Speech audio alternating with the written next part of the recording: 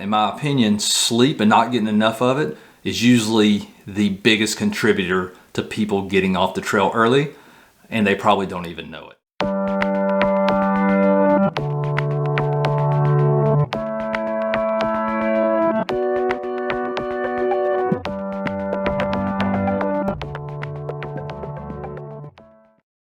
All right, welcome everybody. It is your boy ER coming back with you with some hiking tips this week.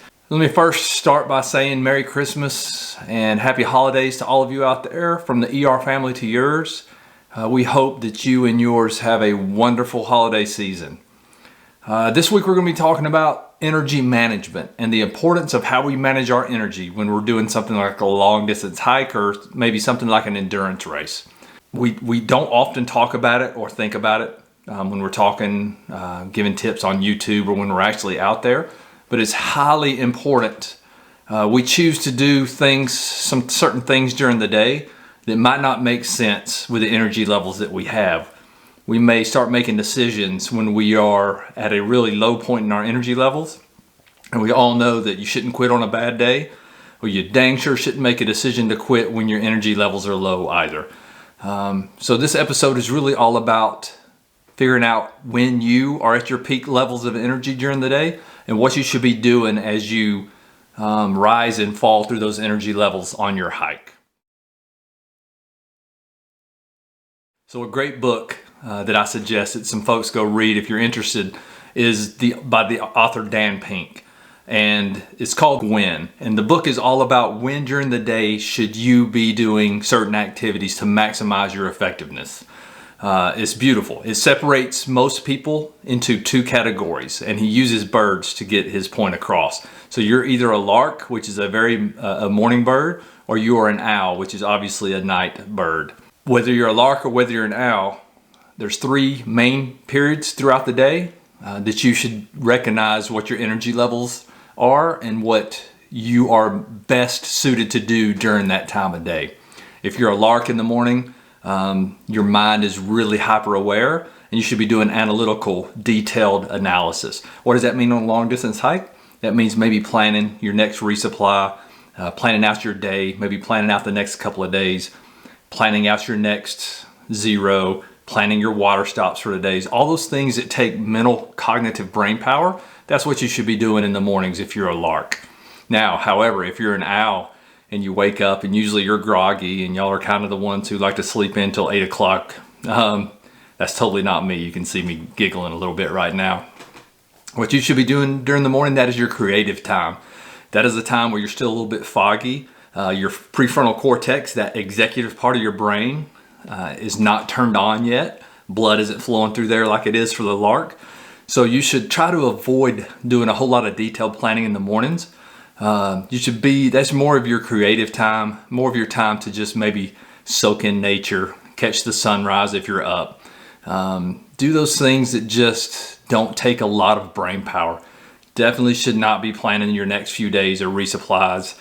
That could turn disastrous and leave you maybe reeling in the moment when you didn't plan effectively because you planned during the wrong time of day. All right, so in the mid-morning to afternoons, for both lark and owls, we all hit the trough. So whether you're peaking cognitively in the morning like a lark or you are foggy or whatever as an owl in the morning, both groups descend down into the trough. We all witness that after lunch breaks at work or wherever else we're at. I experience it on the trail almost every day after lunch. Just want to take a nap. And that's not a bad idea to actually do. Really, that's kind of your veg time, kind of eating and refueling, getting ready for another kind of increase, rise back up in energy levels towards the afternoon. All right, once we get into the afternoon, early evening or evening times for both groups, the larks, this is not when you are at your sharpest. This is when the energy that you had earlier in the morning pumping to your prefrontal cortex is kind of shut down, and now you're kind of going into that creative mode. For the owls, you are now coming what we normally call a second wind. You are coming into your critical phase of the time, your critical thinking phase time of day. So your blood is now pumping through that prefrontal cortex. You are able to really do that analytical work. That is a great time to plan out your future. Plan out water stops for the next day. plan where you're going to stay next week, all those little things that take a lot of thought and need to be accurate, this is your best time to do it during the evening. You know, there's some other important things to consider, especially when we're on those long distance hikes, of gear accountability. When's the best time of day to make sure that I should go through my backpack and make sure I have everything. That analytical stage, for me, it was the mornings. I had gear explosion inside my tent. That happened the night before when I was exhausted mentally. I didn't want to think about things, so I just dumped everything out in my backpack into my tent, and I'll sort it out in the morning. Why? Because I know in the morning I'm going to be fresh, I'm going to be more analytical, and I can make sure everything's where it needs to be. The evening times, that's not happening in my world, and I would say it's just the opposite for most owls.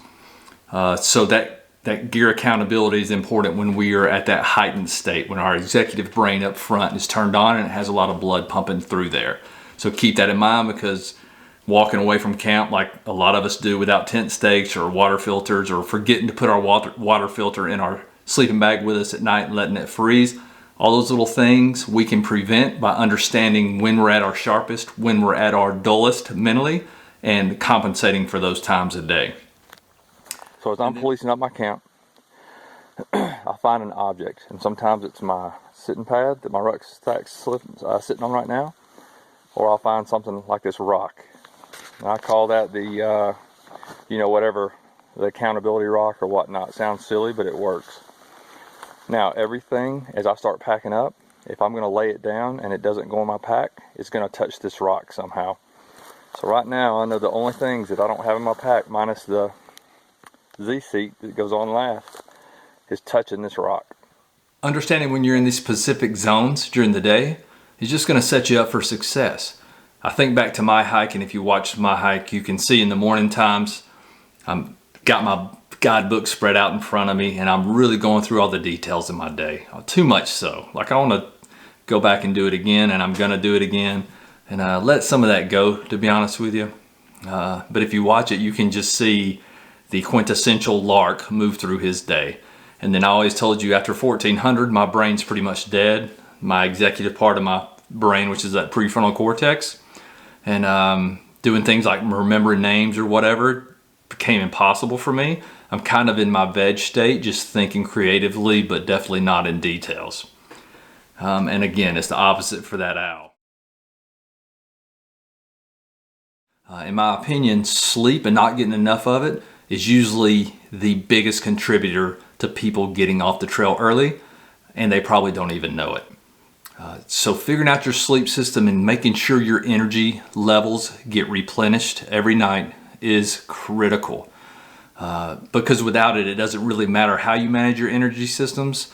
You're not going to have enough energy to do the things that you need to do, which is first put out physically all day, and then the second is make all those decisions that your brain is having to do to get you through the day. And if you don't know it, your brain burns up an immense amount of energy. We're out there thinking that our body's doing most of the energy burn, but our brains are also contributing to that energy burn as well. So with all that said, you have to figure out good ways to get sleep out there. But I tell you, once you get going and you start smoking yourself every day out there, sleep starts coming easy. But it doesn't up front, and you got to figure out how to get that energy, those energy levels supplied or resupplied up front very quickly. All right, y'all, so to sum up this week, all we're talking about is energy management. Some of the most proficient ways to do it. Author Dan Pink tells us that we're either a lark or an owl, and he also gives us some good techniques of when we should be doing things depending on whether we're a morning person or a night person. I hope these tips were helpful to you. If so, please hit the subscribe button so we know you're out there. It's funny, every time I go into my analytics of the videos, 48% of the people who watch the videos aren't subscribers. So please hit the thumbs up, subscribe if you haven't already, just so we know you're there, and it helps support the channel and helps us get content out in the future. All right, y'all, I hope y'all have a very Merry Christmas. Me, Mrs. ER, Hollywood, and Blossom all hope your family has the best Christmas and holidays ever. All right, y'all, we'll see y'all next week, some more content. We appreciate y'all tuning in, and we will see you next time. ER out.